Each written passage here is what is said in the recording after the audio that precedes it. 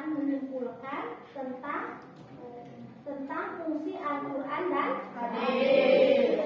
Kesimpulannya di sini, fungsi Al-Quran bagi manusia sesuai arti dari nama-nama Al-Quran itu sendiri. Al-Quran berisi tentang hukum dan juga tuntunan manusia dalam menjalani kehidupan di dunia ini. Itu fungsi Al-Quran. Kesimpulannya fungsi Al-Quran. Sekarang yang kedua, kesimpulan fungsi hadis. Fungsi hadis terhadap Al-Quran menguatkan dan menegaskan hukum yang terdapat dalam Al-Quran, menguraikan atau menjelaskan dan merinci ayat yang masih global, menerapkan dan mengadakan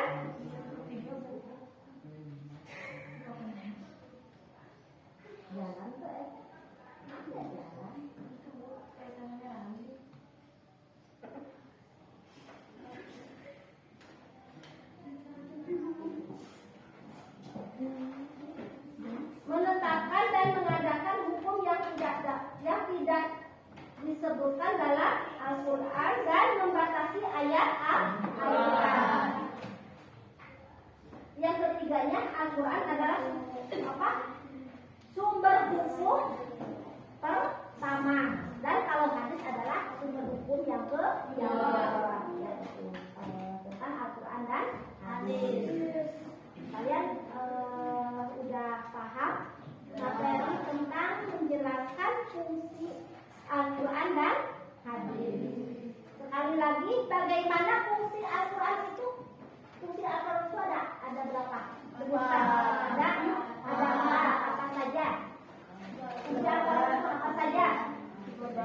Sebagai sumber ajaran umatnya. Yang pertama itu disebut dengan nama lain Al-Qurannya disebut Al-Bayan. Artinya apa? Yang kedua, apa fungsi Al-Quran itu? Sebagai konfirmasi dan konfirmasi terhadap hal-hal yang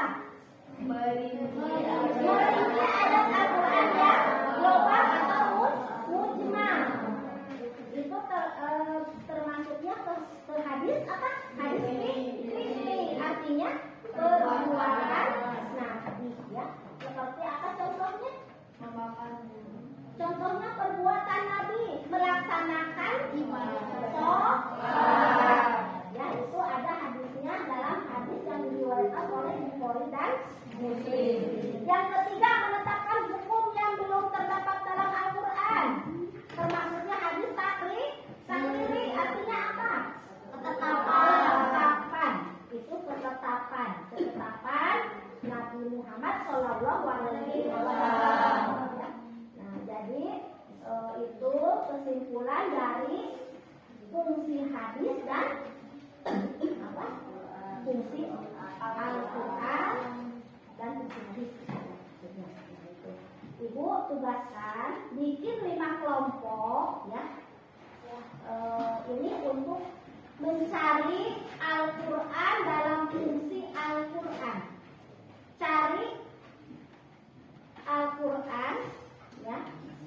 Nanti dalam kelompoknya di situ cari Al-Quran surat, tuliskan Al-Quran surat Al-Baqarah ayat 2 dan artinya. Itu fungsi Al-Quran. Tugas yang kedua, fungsi hadis. Fungsi hadis itu hadis yang diriwayatkan oleh Bukhari Muslim ya, itu hadisnya tentang perbuatan Nabi Muhammad SAW, tentang sholat. Nah, itu aja yang ibu bisa sampaikan. Mudah-mudahan bisa dipahami dan dimengerti oleh kalian ya. Tugasnya tolong dikerjakan. Wabillahi taufiq wal hidayah. Wassalamualaikum warahmatullahi wabarakatuh.